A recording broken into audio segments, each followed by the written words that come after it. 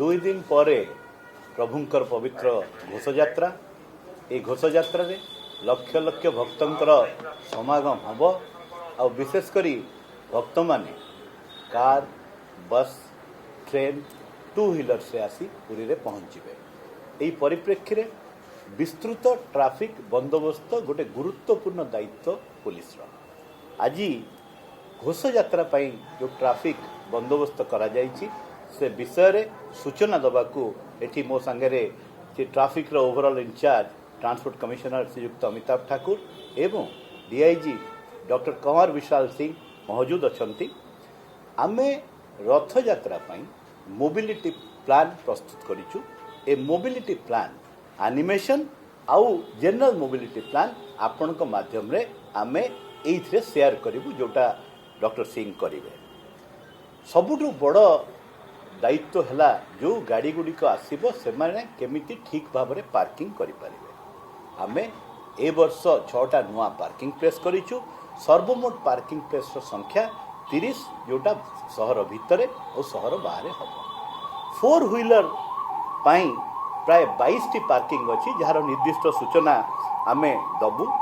2 wheeler पाई 4टी major parking अच्छी Matitota 2 old Jagannath Ballabh blue flag beach जो नीलाचल अशोक सेठी। तेणु आमर बड़ दायित्व रोचे प्राय 15,000 ऊर्ध्व 2 व्हीलर केमती पार्किंग करें तार व्यवस्था आम करूँ।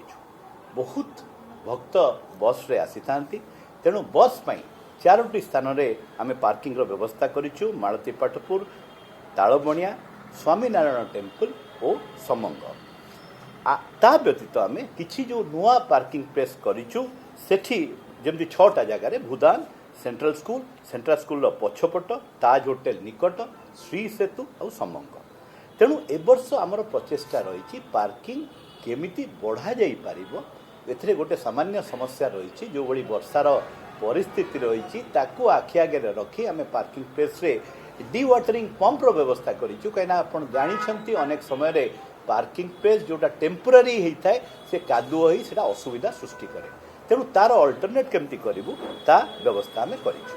गोटे गुरुत्वपूर्ण तथ्य जोटा आम भक्तों पाखु पठेवा दरकार से माने जेतेबेले आसीबे कोठी पार्किंग करिवे एथिपई आमर जो पूरी पुलिस रो जो एप्लिकेशन अच्छी ट्रैफिक रो जो एप्लिकेशन ता संगे जोड़ी आमर चैटबॉट अच्छी ए माध्यम रे आम लोकों पाखे पहुँचवा चेष्टा करूँ। गत वर्ष भी बल्क एसएमएस यूज करा जाइथिला।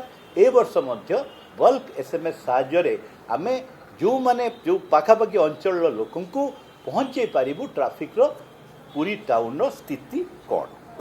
वर्तमान प्रश्न है जहाँ जो मानू व्हीकल पास दि जाइछि तांको पई निर्दिष्ट 4टी पार्किंग प्लेस ईयर मार्क करा जाइछि जोठी की नॉन पास होल्डर व्हीकल तांको पई 18टी पार्किंग प्लेस रो व्यवस्था आमे करिछु। आ आमे एनिमेशन माध्यम रे देखै दबु से माने कोठी जाई तांकर गाड़ी को रखिबे। गोटे बड़ दायित्व आपण जानिछंती जे जोठी आपण आमे माने अच्छे एठी ट्रैफिक कंट्रोल रूम एस्टाब्लिश होईछि। आमे ए वर्ष जो विशेषकर जो सीसीटीवी इंस्टॉलेशन को बहुत इलाबोरेट करिछु। प्राय 450 टू ऊर्ध्व टेम्पोरारी इंस्टॉलेशन होईछि।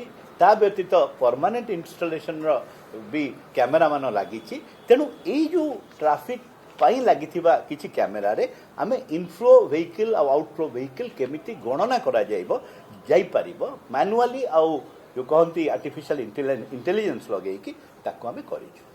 गोटे बड़ जिनस एथर आड होईछि सेटा हैला सफिशिएंट साइनेज जनसाधारण को गोचरार्थे 595 परमानेंट और 1050 टेम्पोरारी साइनेज सहर बाहर रे लगा जाइछि। ए वर्ष नुआ करी आपण मानको आमे बारंबार सूचना देइछु एलईडी डिस्प्ले रो व्यवस्था करा जाइछि। 65 स्थान रे जिला प्रशासन तरफ एलईडी डिस्प्ले आज संध्या सुधा लगिज। अनेक स्थान रे आपण माने देखिथिबे लागिगलाणी।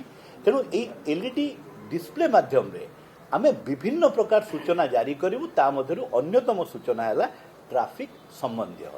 आमे ट्रांसपोर्ट कमिश्नर को प्रचेष्टा रे 2टी मोबाइल एलईडी भैन जोटा सूचना दब लिंगीपुर उत्तरा स्ट्रेच रे आउ मालती पाटपुर जोटी आमर भिड़ हुए ये जगार नियोजित हम। किछि ट्रैफिक हेडपोस्ट होइछि आपण माने आश्चर्य हेबे। आमर 73 ट्रैफिक हेडपोस्ट କରିଛୁ ଯେଉଁଠି ଲୋକଙ୍କୁ ସହାୟତା କରିବାକୁ। ସବୁଠୁ ବଡ଼ ଦାୟିତ୍ୱ ଟ୍ରାଫିକ୍ର ହେଲା ପୁଲିସର, କିନ୍ତୁ ୟାର ସଫଳତା ନିର୍ଭର କରେ ଯେମିତିକି ଭକ୍ତଜନ ଆମକୁ ସହାୟତା କରିବେ। ଆମେ ଟ୍ରାଫିକ୍ ରେଗୁଲେସନକୁ ଲକ୍ଷ୍ୟ ରଖି ଅନେକ ସମୟରେ କିଛିଟା କଟକଣା କରୁ। ତେଣୁ ମୋର ଅନୁରୋଧ ଆପଣମାନଙ୍କ ମାଧ୍ୟମରେ ଭକ୍ତଜନଙ୍କୁ, ବିଶେଷ କରି ଭୁବନେଶ୍ୱର ଓ ତା ପରବର୍ତ୍ତୀ ଅଞ୍ଚଳରୁ ଯେଉଁ ଶହ ଶହ ଗାଡ଼ିରେ ଆସୁଥିବା ଭକ୍ତଜନଙ୍କୁ, ସେମାନେ ବାହାରିବା ପୂର୍ବରୁ ଆମର ଯେଉଁ ନିର୍ଦ୍ଦେଶାବଳୀ, ଆମର ଯେଉଁ ଉପଦେଶାବଳୀ ଆମେ ବିଭିନ୍ନ ମାଧ୍ୟମରେ ରିଲିଜ୍ କରୁଛୁ ଆଉ କରିବୁ, ତାକୁ ଦୟାକରି ନଜରରେ ରଖନ୍ତୁ। ଆମର ସବୁବେଳେ ପୁରୀ ପୁଲିସ ତରଫରୁ ପ୍ରଚେଷ୍ଟା ରହିବ ଯେ ଲୋକମାନେ ସୁବିଧାରେ ତାଙ୍କ ଗାଡ଼ି ନେଇ ଯଦି ଆସିବେ, କେମିତି ଆସି ପାର୍କିଂ କରି ଦର୍ଶନ କରି ଫେରି ଯାଇପାରିବେ।